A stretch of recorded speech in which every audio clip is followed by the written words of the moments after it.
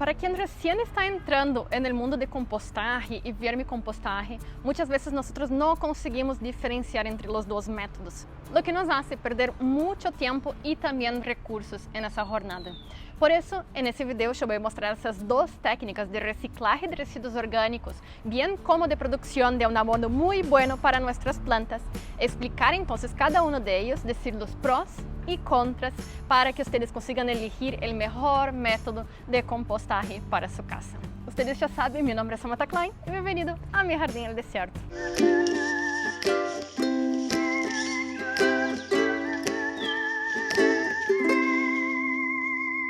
Entonces, hola gente, bienvenidos de nuevo acá a Mi Jardín el Desierto en Arica, Chile, después de una jornada de varios videos allá en mi chacra en Brasil.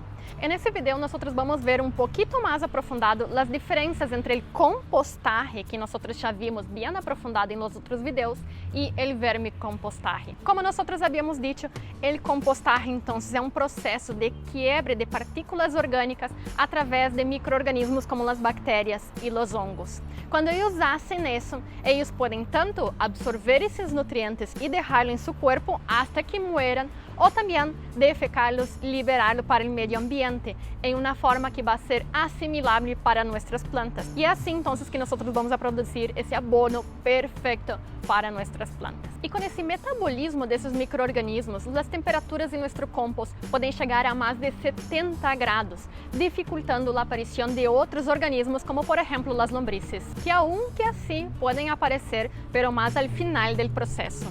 Y essas pilas nosotros vamos poder hacer al aire libre sin ningún problema, o contenidos dentro de pallets o un tanque grande.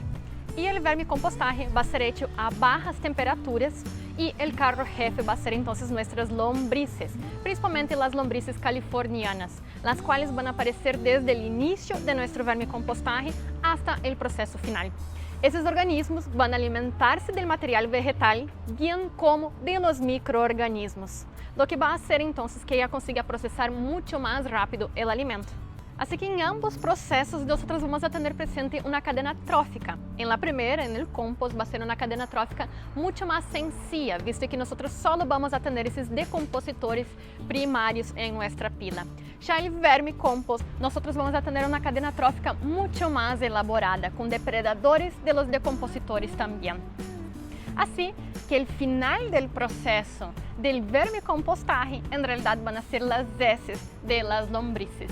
Bien, ahora nosotros ya sabemos la base de la diferencia entre compostaje y vermicompostaje y vamos a ver ahora algunos beneficios y contraindicaciones de esos dos procesos para que ustedes consigan comprenderlo y elegir mejor.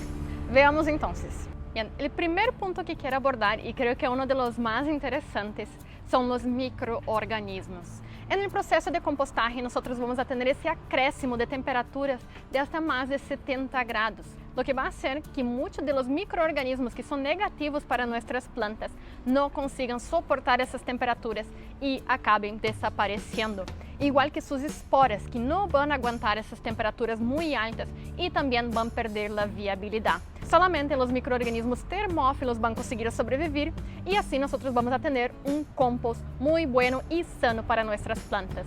Ya en el vermicompostaje nosotros no vamos a tener esas temperaturas elevadas, haciendo que si nosotros en ese proceso de agregar material, nosotros inoculamos algún microorganismo negativo, como por ejemplo agarrar hojas que poseen hongos y depositar allá, essas esporas e hongos vão conseguir sobreviver e assim quando nós utilizamos esse material al final del proceso, nós vamos a tener hongos e esporas presentes, las cuales van a contaminar nuestras plantas.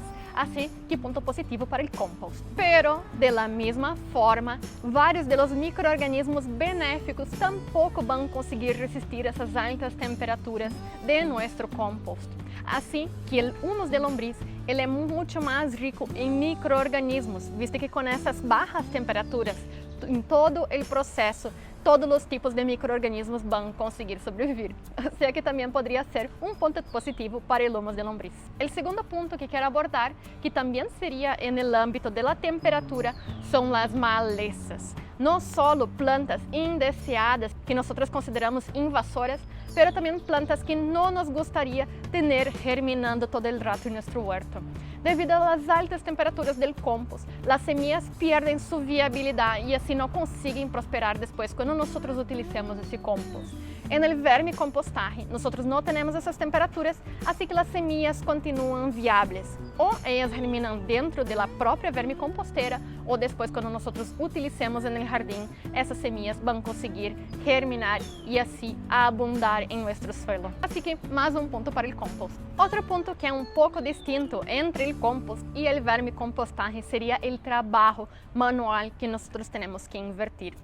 El compost tiene ese acréscimo de temperaturas, las cuales si suben demasiado, nuestro compost no va a ser efectivo, visto que va a matar toda la biodiversidad, todos los microorganismos que hay allá adentro. O sea que un papel fundamental que nosotros tenemos que hacer es el trabajo de revolver y airear la pila para oxigenar nuevamente todo ese material al medio de nuestra pila que tuvo entonces su oxígeno consumido por los microorganismos, bien como nosotros vamos a tener que revolverlo para bajar la temperatura. Eso puede ser muy exhaustivo, principalmente si es una persona de más edad o alguien que tiene alguna deficiencia. Va a ser muy difícil entonces revolver todo ese material que va a ser de gran tamaño, pudiendo tener como 1 metro cúbico. Así que con una horquilla vamos a tener que hacer ese trabajo semanalmente, revolviendo, y va a ser muy costoso. Ya el lomo de lombriz es fabricado en locales mucho más chicos y también las lombrices van a hacer ese papel de revolver el material. Si nosotros agarramos la proporción correcta de materiales secos y mojados, nosotros no vamos a tener ese material muy apretado y las lombrices van a dar cuenta de revolverlo solo. Así que mucho menos trabajo para nosotros. Punto para el vermicompostaje. Un cuarto punto que nosotros también podemos analizar es el precio, el costo para nosotros conseguirmos implantarlo, un vermicompost o un compost. Y ese sería en el caso del compost entonces nulo. Nosotros solo necesitamos entonces el material que nosotros sacamos de nuestro jardín, lo cual nosotros vamos a compostar y hacer una pila, que ni necesita tener algún cierre. Si ustedes quieren cerrarlo, ustedes pueden utilizar pallet o cualquier otro material reciclable. Así que nosotros no tenemos ningún costo para conseguir implantarlo. Ya en el vermicompostaje, muchas personas pueden estar pensando, ya, pero yo puedo agarrar lombrices de mi jardín y va a ser lo mismo. Pero no es bien así. En el proceso de vermicompostaje, nosotros no conseguimos utilizar cualquier tipo de lombriz. Nosotros utilizamos específicamente la lombriz roja californiana, que é uma lombriz entonces que está adaptada a vivir em maior densidade e alimentar-se de materiais aún no decompuestos. Nuestras lombrices del suelo necessitam muito espaço, não conseguem convivir bem, elas são solitárias e também elas vão alimentar-se do próprio suelo. Assim que nós necessitamos esse input inicial de comprar, de encontrar essas lombrices à venda em algum lado. Además, elas são muito mais sensíveis e, por exemplo, em inverno, elas necessitam um local resguardado. Para isso, nós vamos ter que construir cajas aisladas da temperatura, bem como ter que tapá-las quando nós temos demasiado sol, visto que elas não podem tampouco com as temperaturas altas. Assim que construir esses cobertiços tem um custo, comprar as lombrices também, e também vamos ter que fazer uma caja bem cerrada, visto que há vários animais que les encanta consumir as lombrices, como por exemplo as aves, as lauchas, entre outros. Assim que proteger elas é fundamental. Também poderíamos analisar o produto final em quantidade. As pilas de compost, como eu já havia explicado em los outros vídeos do canal em la série de compostaje, têm que ter mais ou menos 1 metro cúbico para conseguir funcionar bem, calentar-se e albergar toda essa vida que nós necessitamos. Assim que de 1 metro cúbico de compost, nós vamos a ter al final mais ou menos medio metro cúbico de produto finalizado, de humus, de compost hecho. Já na vermicomposteira, nós vamos a necessitar então um espaço muito mais chiquito para conseguir cuidá-las, bem como elas conseguem escavar, pero não conseguem passar mais de 25 centímetros mais ou menos. Nossas cajas vão ter que ser muito bajitas, fazendo com que não entre muito material, muito resíduo orgânico dentro de nossa vermicomposteira. Assim que em quantidade, o compost é muito melhor, visto que de solamente uma pila, nós vamos conseguir ter bastante quantidade de compost para nutrir o suelo de nossos jardines e nossos huertos. Punto para o compost. Pero veamos algum ponto positivo também do vermicompost, e esse seria o espaço. No importa si ustedes viven en una chacra muy grande o en departamento como yo, cualquier persona consigue tener una pila, una vermicompostera. Visto que nosotros podemos ponerla dentro de un tacho de basura, una cajita de madera, en cualquier lugar. Nosotros no tenemos un mínimo de tamaño para ella. Ya una pila de compostaje, como yo hablé anteriormente, necesitamos al mínimo 1 metro cúbico, lo cual no es fácil de encontrar en las grandes ciudades. Así que con una vermicompostera nosotros estamos mucho más libres de cualquier lugar que nosotros estemos, hasta dentro de un barco, poder compostar. E veamos então mais um fator positivo para o vermicompostaje, o olor. O vermicompostaje, como nós utilizamos organismos que já têm uma boca e conseguem alimentar-se muito ferozmente, o processo vai ser muito mais rápido e não vai chegar então a liberar esses olores de amoníaco e também de pudredumbre, fazendo com que o vermicompost seja muito mais agradável a nosso olfato. Así que nosotros podríamos muy bien tener una vermicompostera dentro de nuestra casa sin ningún problema si nosotros hacemos todo correcto, porque si nosotros erramos en ese proceso también vamos a tener olor malo. Pero en el compostaje, aunque nosotros hagamos todo correctamente, en el inicio del proceso nosotros vamos a tener un poquito de liberación de nitrógeno en forma de amoníaco, lo que ocasiona esos olores que a nosotros no nos gusta tanto. Así que, aunque nosotros pongamos fuera de nuestra casa, es mejor alejarla un poco para que nosotros no sintamos esos aromas indeseados. Así que, punto al vermicompostaje. La velocidad de los procesos puede divergir mucho entre los dos, siendo que el compost al mínimo él va a tardar 3 meses, pero muchas veces él va a tardar más de 6 meses, dependiendo de la temperatura, si es muy baja, bien como si nosotros erramos un poco el porcentaje de carbono y nitrógeno que yo ya había enseñado en otro video. Pero ya en el vermicompostaje, como de nuevo nosotros tenemos un animal mucho más feroz alimentándose, ese proceso va a ser mucho más rápido y aunque nuestra proporción no esté a 100% correcta, ellos van a conseguir degradar el material en muy poco tiempo, siendo tan eficiente que muchas veces en 2 meses nosotros ya tenemos nuestro humus de lombriz perfecto para ser utilizado. Así que hablando sobre la velocidad de los dos procesos, no hay ninguna duda que el humus de lombriz es mejor. Otro punto que debemos mencionar es el cuidado que nosotros tenemos que tener con los dos procesos. El vermicompostaje, nosotros estamos actuando con un organismo de mucho mayor tamaño, que son las lombrices, y ellas son mucho más delicadas que unas meras bacterias. Así que si nosotros erramos tanto el pH como la temperatura de nuestro compost, no hay ningún problema y nosotros podemos revertir ese proceso. Pero si nosotros erramos con el vermicompostaje, esos organismos van a falecer, van a morir y así nosotros vamos a tener que empezar el proceso desde cero. Y además gastar más plata porque vamos a necesitar comprar más un núcleo de lombrices. Así que el vermicompost nosotros tenemos que llevar mucho más a serio el proceso, visto que cualquier error puede ser fatal para nuestras lombrices. Así que punto al compostaje. Y también podríamos mencionar el preparo del material a ser utilizado. Las lombrices californianas necesitan estar en contacto con todo el alimento para así conseguir procesarlo muy rápidamente y no dejar que se proliferen mucho los hongos y bacterias que podrían calentar nuestro vermicompost. Así que nosotros tenemos que darnos el trabajo de picar todo ese material en trozos muy chicos para ser más accesible a nuestras lombrices rojas californianas. En el compost nosotros no necesitamos hacer tanto ese proceso, visto que si nosotros tenemos trozos más grandes, solamente vamos a tardar más tiempo en recolectar el material final, pero ningún organismo va a morir por causa de eso. Así que de nuevo, punto al compost. Y debido a esos cuidados excepcionales que nosotros tenemos que tener con nuestras lombrices, el compost también va a tener un punto muy a su favor. En el compostaje nosotros vamos a poder utilizar una gran variedad de materiales, bien como en grandes cantidades.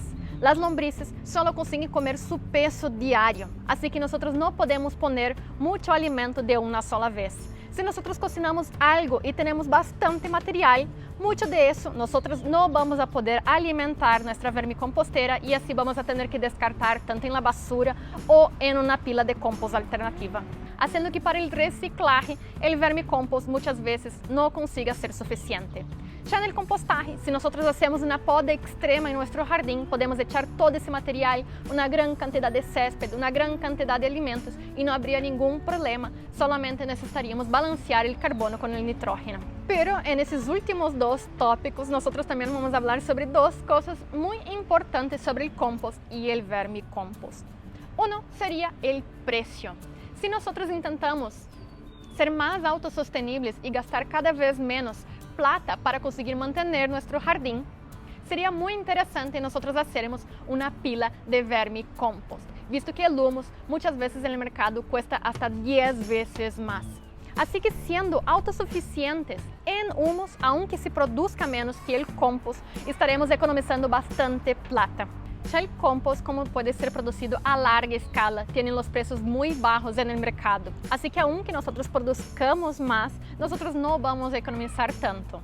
Aunque la calidad de nuestros productos frescos, hechos en casa, probablemente van a ser mucho más alto que los hechos por mega industrias que venden entonces en atacado. Y además del precio, nosotros también vamos a tener más un motivo fundamental porque el humus de lombriz es mucho más caro que el compost. No es solamente porque la producción es mucho en menor escala, pero sí también la calidad. Y ese es un tópico muy importante que quiero abordar para ustedes.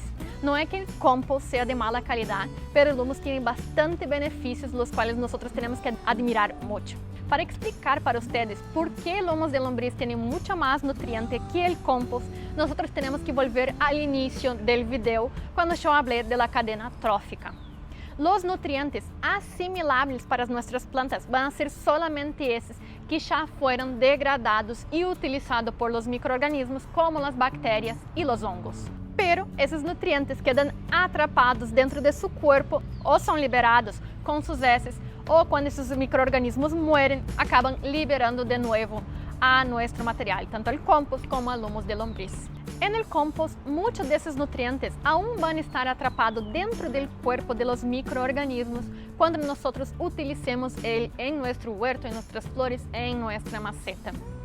Ya en el vermicompostaje, todo esse material já vai ser processado, visto que as lombrices vão alimentar-se desses micro-organismos, matando-los e liberando esses nutrientes de novo a nosso humus de lombriz. Assim que, aunque nós utilicemos os mesmos recursos, tanto para nossa pila de compost e para nossa torre de vermicompostaje, o humus de lombriz vai ter muito mais nutrientes assimiláveis para as plantas. Tanto el fósforo, como el nitrógeno, como el potasio, bien también como los micronutrientes. Además de eso, nosotros vamos a tener un buen porcentaje de calcio, visto que las lombrices poseen glándulas que consiguen liberar ese nutriente hacia el humus final.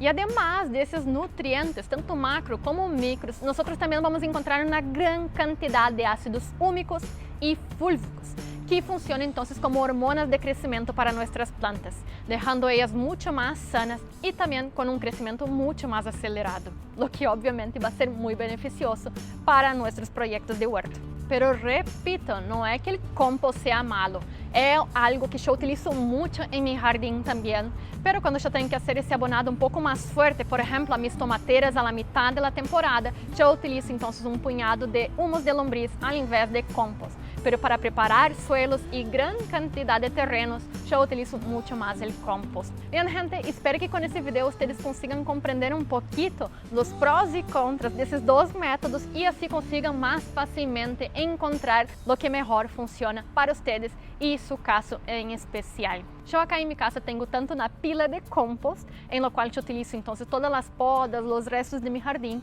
bem como uma vermicomposteira dentro de minha casa. Assim queda muito mais cerca de minha cocina e assim é muito mais fácil de reciclar então esses resíduos que saem de dentro de minha casa. Assim que tenho ambos, se vocês podem, perfeito. Se vocês têm muito espaço, quizás optem por el compostaje. Se vivem em departamento, quizás optem por um vermicompostaje. Pero acá estão os dados e assim vocês podem analisar bem qual é a melhor alternativa para vocês.